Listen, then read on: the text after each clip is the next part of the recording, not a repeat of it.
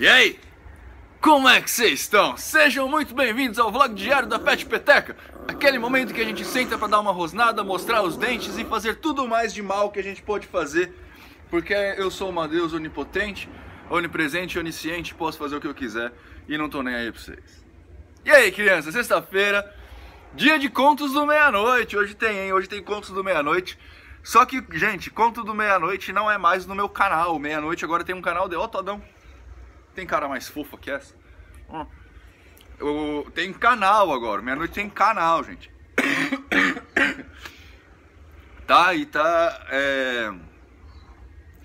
É youtube.com/meia-noite, tá? Mas eu vou colocar na descrição do vídeo o link dele e vou colocar aqui nos cards também. Beleza? Hoje, meia-noite. Mais um conto do meia-noite. Sente-se, que eu vou lhe contar uma história. Beleza? Vamos para as perguntas logo de cara. Hoje entrou, só um comentário. Hoje entrou uma católica fervorosa lá no meu vídeo da Maria Madalena, saca? Tá aqui, ó. Nossa, falou várias. Falou que eu vou pro inferno, que eu vou morrer de câncer. Eu nunca vi católico, né? Porque Jesus Cristo sempre fala: amai ao próximo como a ti mesmo. Porque o próximo é a imagem de Deus e sua semelhança. Aí a pessoa entra e faz um negócio desse, né? Super cristã. Vamos lá, gente.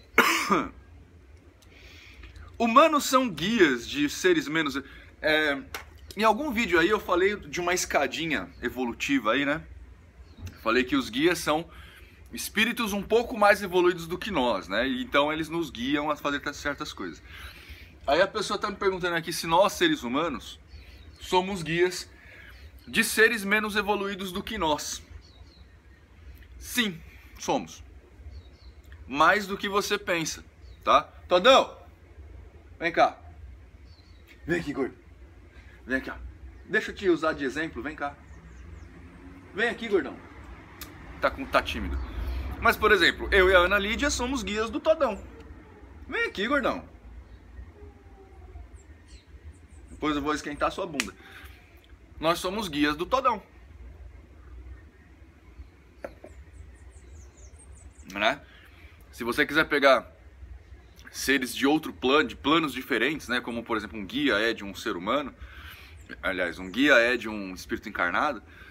A gente pode falar que sim, nós somos guias de espíritos menos evoluídos, né? E aí tem uma sorte de espíritos que vão para aí, entram desde elementais até até espíritos humanos mesmo. Espíritos de animais, etc e tal. Então sim, nós somos guias de espíritos menos evoluídos.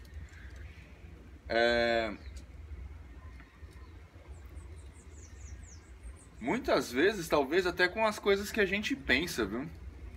A gente vai pensando na comunicação ou com exemplo, né, como um cachorro, por exemplo, que sim, os cachorros eles tendem a parecer os donos, inclusive de comportamento, assim, e dependendo do ser extrafísico que você está falando aí, até com seus pensamentos você pode ser. Não que ele vá ler seu pensamento ou alguma coisa assim, mas a energia que você desprende ao pensar acaba ajudando ele de alguma forma. Ou atrapalhando. O que os guias ganham ao auxiliar seres menos evoluídos? Cara, eu não sei por que essa relação precisa existir, tá? Porque assim, ó, é que a gente vive num país que é muito cristão, tá? E o cristianismo, ele desde sempre, eu tô falando cristianismo nos seus aspectos mais amplos, tá? Desde o catolicismo até o protestante, enfim. O catolicismo, ele sempre estabelece essa relação de troca, né? No sentido de, é preciso ajudar alguém para você ganhar o reino do céu.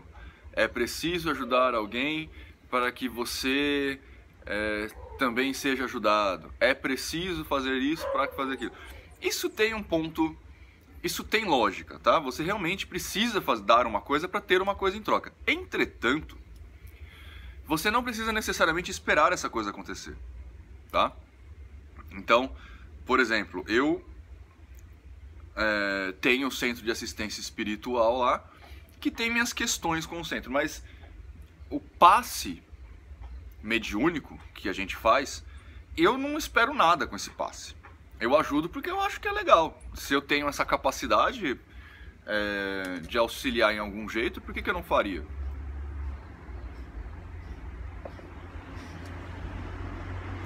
E isso para outras coisas. Às vezes vem gente pedir auxílio aqui na porta de casa.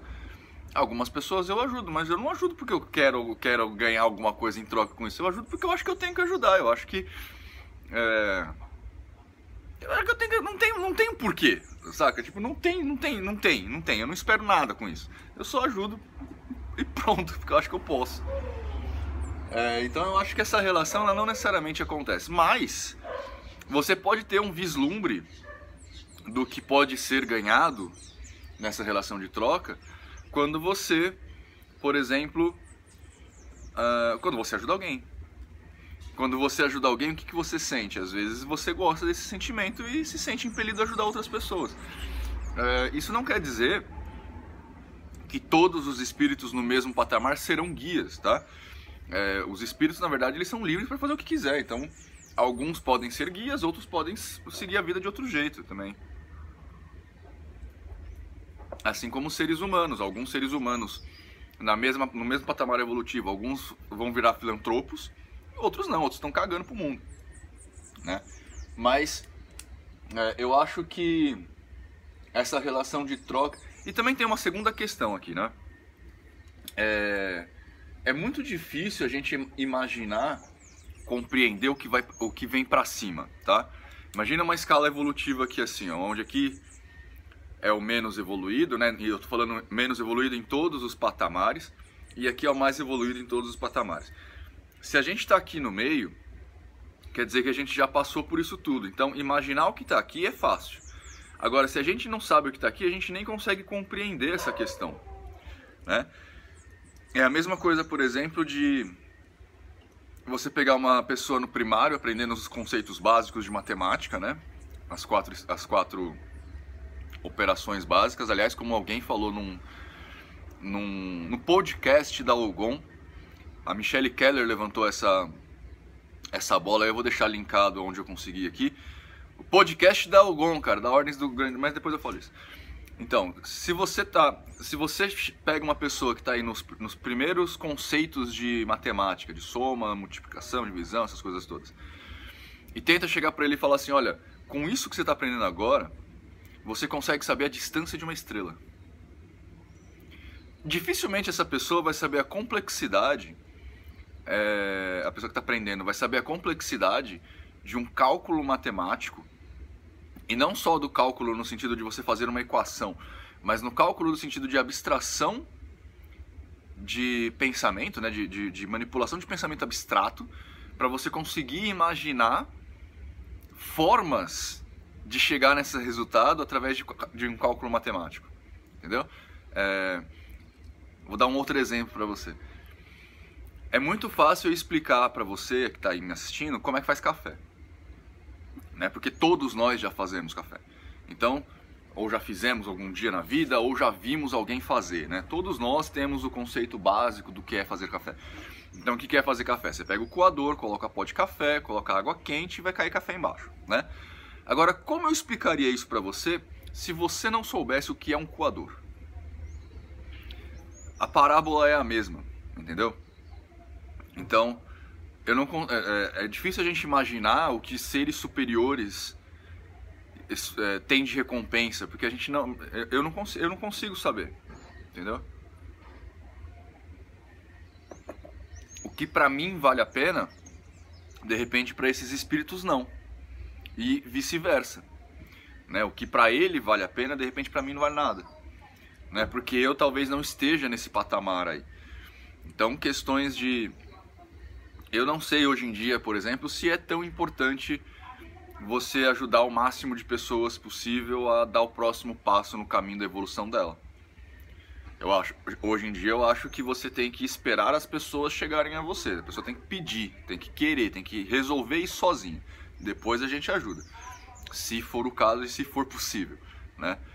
Mas talvez para eles não, talvez sim, seja uma obrigatoriedade, se ajudar todo mundo em todos os níveis. Então mesmo essa pessoa que ainda não compreendeu que ela precisa ir, Você tem que ajudá-la a compreender que ela precisa ir, entendeu? Mas... Nino, então não existe possessão demoníaca? Cara, eu acho que hoje em dia não. Acho que não existe mais possessão demoníaca, tá? Eu acho o seguinte.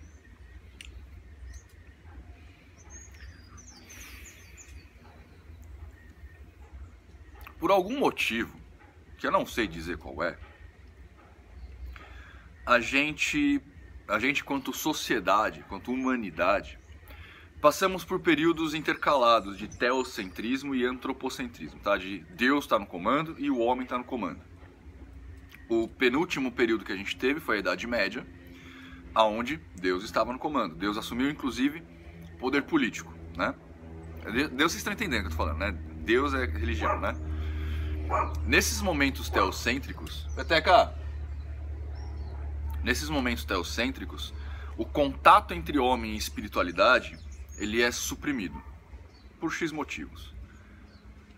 Aí a humanidade, ela sai do período teocêntrico e entra no período antropocêntrico, onde o homem está mandando, que foi o iluminismo, onde a sociedade cresce e, aparentemente, por algum motivo, o contato com os espíritos começa. O que é engraçado, porque o contato com o mundo espiritual devia estar onde Deus está mandando.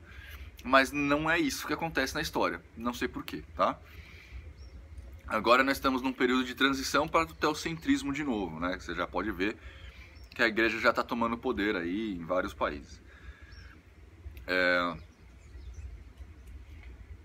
Diz a lenda que quando a gente está saindo do período teocêntrico para entrar no antropocêntrico, ou seja, a gente está vindo num período onde a espiritualidade é esmagada por essa questão de Deus, e a espiritualidade vai ser retomada, algumas interações mais causticantes acontecem, segundo a lenda conta, né, para os espíritos demonstrarem para a gente encarnado que eles existem de novo. Nesses períodos, as manifestações mais físicas, assim, se fazem necessárias para tirar todo o ranço do não existe nada além de Deus e deixar uma outra percepção acontecer. Então nesse período, eu vou ficar para filmar a peteca. Então nesse período, essas manifestações mais ostensivas acontecem, né? Então possessão, mediunidades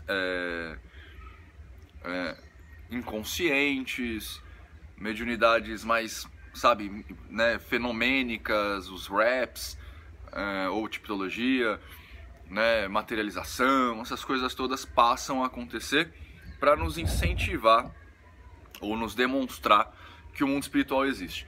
Conforme o tempo vai passando e as pessoas do mundo encarnado vão começando a ter essa percepção de forma mais clara, digamos assim, ou pelo menos um número grande de pessoas começa a ter esse tipo de percepção, os fenômenos começam a ficar cada vez mais sutis.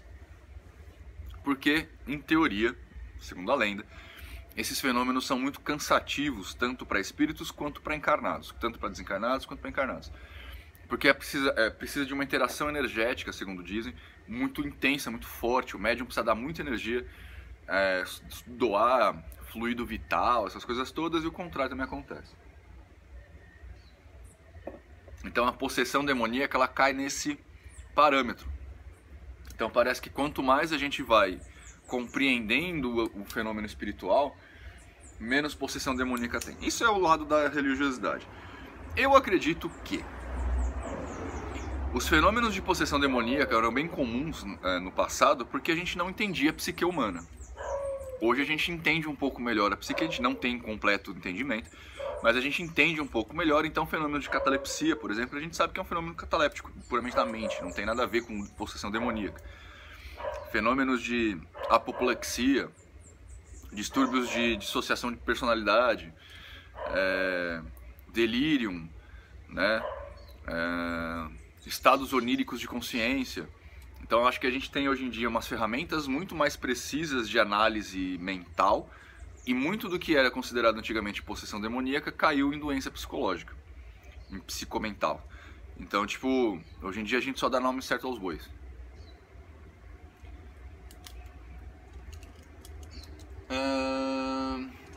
Última de hoje, gente. Necromancia existe de verdade? Pessoa que me perguntou isso. Essa pergunta é uma pegadinha. O que é necromancia? Necromancia é o fenômeno de você falar com os mortos ou interagir com os mortos para prever o futuro. Mancia, toda mancia, petecomancia, é a arte de consultar a peteca para saber seu futuro. Tudo que é mancia é para ver o futuro, tá? Então, necromancia existe? Existem as tentativas, né? Por exemplo, eu trabalho com um espiritual, né? Eu tenho um trabalho por semana na Casa da Maria Rosa que a gente entra em contato com os espíritos. Se porventura eu usasse esse contato com os espíritos para saber o futuro, seria uma necromancia. Em teoria, eu estou entrando em contato com os mortos, tá? Eu não faço isso com propósito de ver o futuro, porque pra mim isso é besteira, mas nesse sentido necromancia pode existir. É só você incorporar um preto velho e perguntar do seu amanhã pra ele.